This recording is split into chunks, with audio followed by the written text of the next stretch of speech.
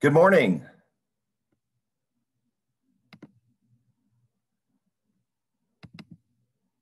It is day 43, and it's Thursday, October 22nd, 2020. You guys have music today, I do believe. And we are going to start reading our book, Election, A Kid's Guide to Picking Our President by Dan Gutman. And we'll be reading chapter 1 today, plus the author's note and introduction. This book is longer than the ones we've been reading for this unit. And I will, again, put the pages down at the bottom of this document.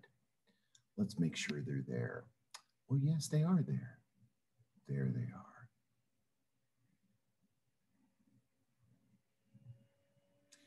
When you go into your small groups today, since we're done with our expository project, you won't be doing any research, you'll be working together. And today and tomorrow will be your last day in the present groups. Go to BrainPop again and Clever and keep working through these different videos and these different games. And this question will be the same today and tomorrow. Choose one that you did today and write a 2-sentence summary for it, the video and the game. I hope somebody recites the preamble. I love hearing it quoted from students. And we will start listening to you reading your amendments today. So be ready for that. I will post them right there onto the screen for you to see and read. Here's a brand new assignment, and it is an end of the quarter assignment. It is due on Tuesday, October 27th, by the end of the day. Let's go through what I am looking for. Paragraph 1 of your first quarter reflection. Describe your experience with online school this first quarter. Paragraph 2, what did you do well? What did you like the most? Paragraph 3, what would you like to do differently? What do you need to improve? What would you like Mr. Bagby to do differently, more of, or less of? If you are coming back into school, the school building, you can talk about that also. And that would be 8 of you.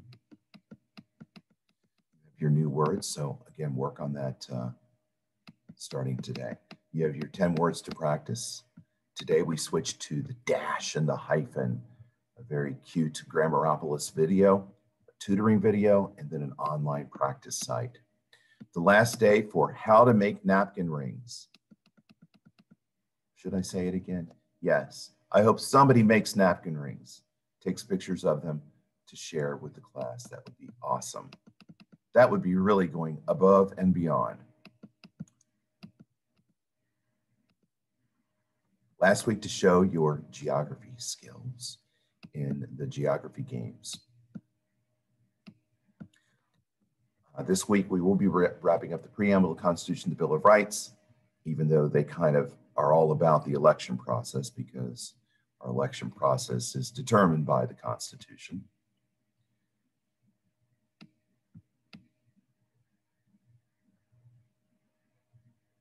Yesterday's riddles. 88 keys, can't open a single lock. It's a piano, of course. The invention that lets you look right through a wall, a window. And what runs around all of the backyard but never moves, a fence. Today, what can immediately fill a room all at once but takes up no space? If you drop me, I'm sure to crack, but give me a smile and always smile back. What am I? I am a word that begins with the letter I. If you add the letter A to me at the beginning, I become a new word with a different meaning, but that sounds exactly the same. What word am I? Add the A to the beginning of the word. That's a clue.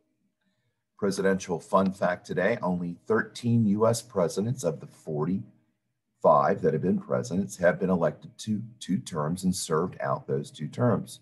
The longest serving president was in the last century, the 20th century, Franklin Delano Roosevelt, who was elected to office for 4 terms prior to the 22nd Amendment.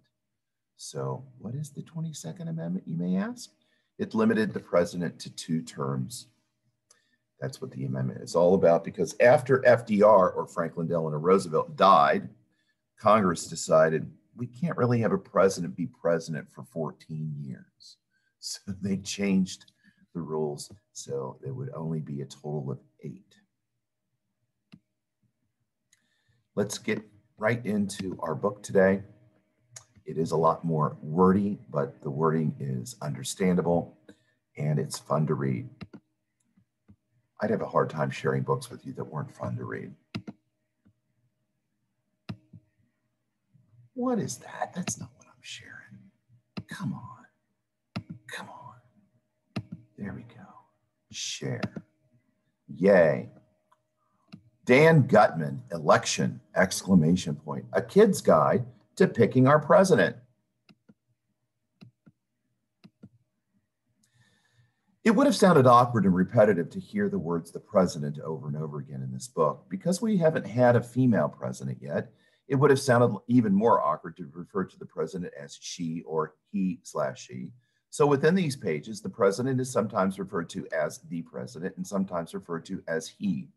No offense is intended to females, one of whom will surely be elected president of the United States sometime soon.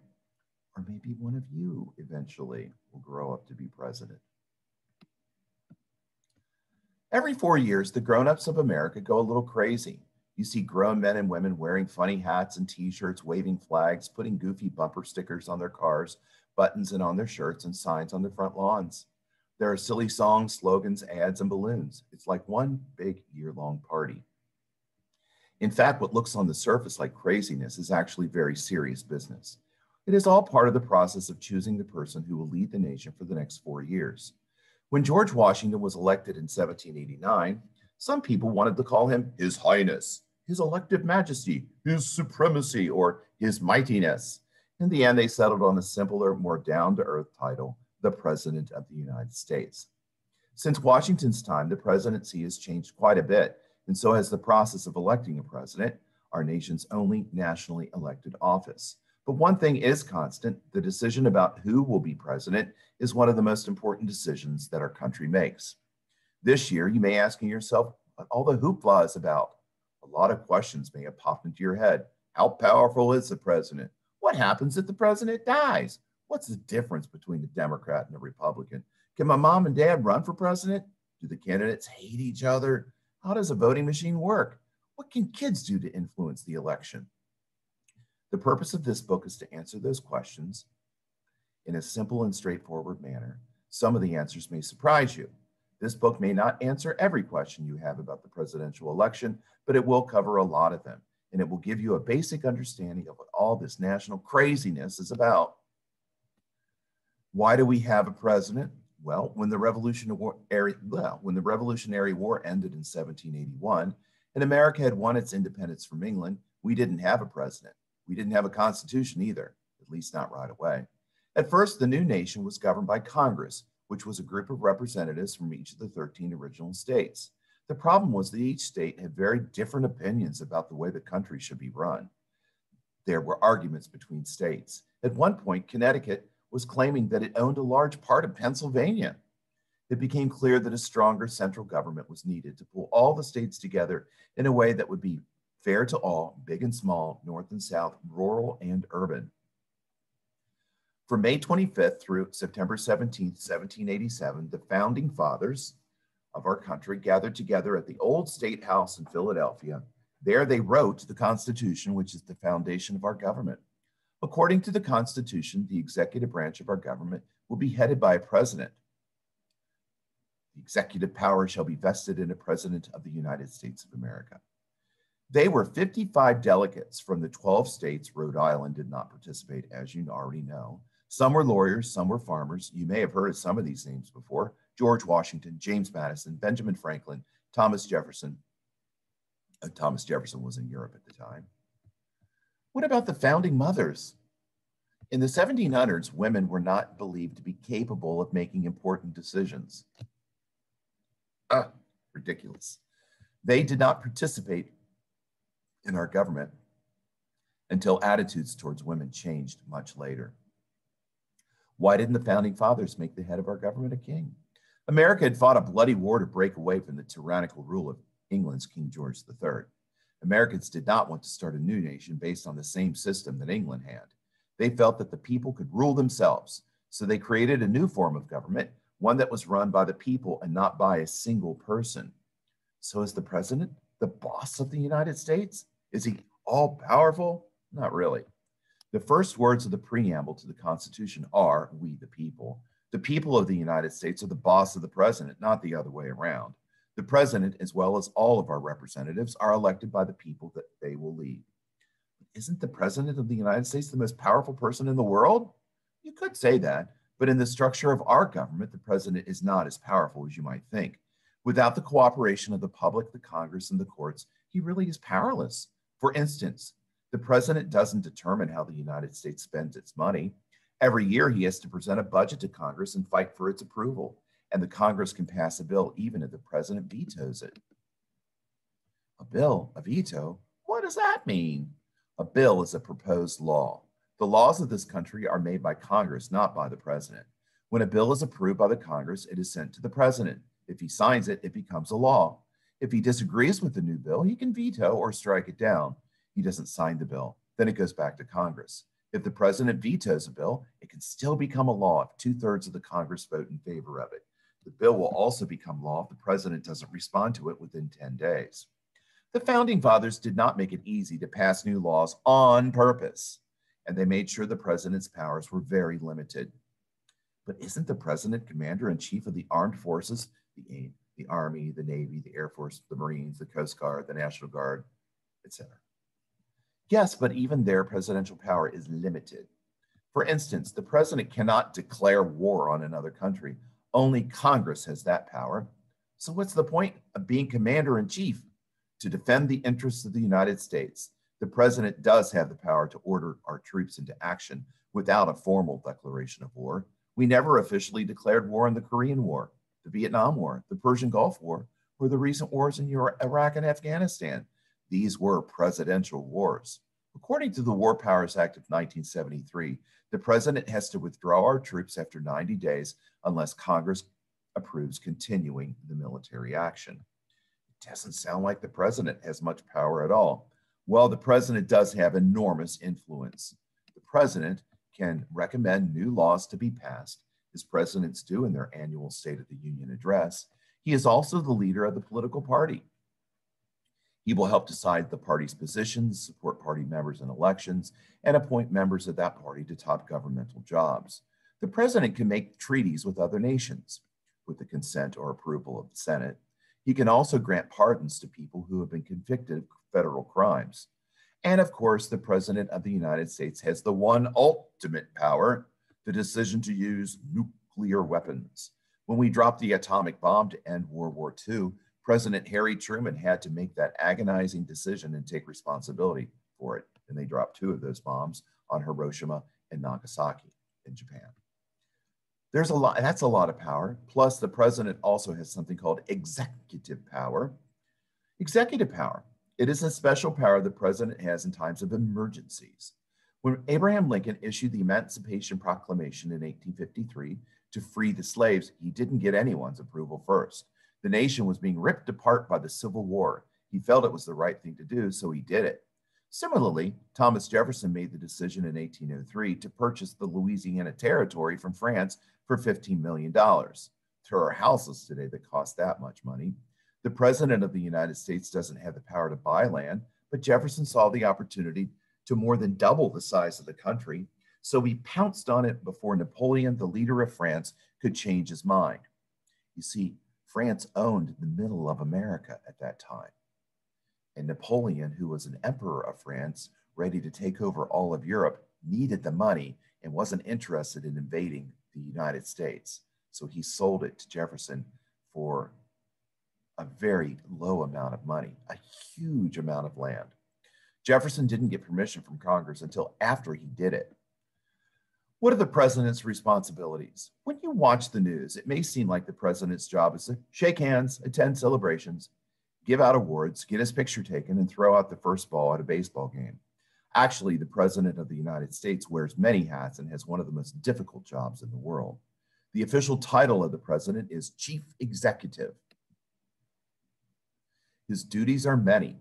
Take a deep breath. The President must sign bills into law, prepare an annual budget, appoint public officials, generals, ambassadors with consent of the Senate, and the Supreme Court justices also with the consent of the Senate. That's happening right now. There are in the process of appointing or approving a new Supreme Court justice since Ruth Bader Ginsburg died. He must set foreign policy, maintain relationships with other world leaders, and help them resolve their differences, as President Carter did with Israel and Egypt in 1979. He must oversee military operations, call special sessions of Congress in times of emergency, and keep the Congress informed by giving his annual State of the Union address. As head of state, the president is the symbol of the United States, so he must do whatever he can to promote the American interest.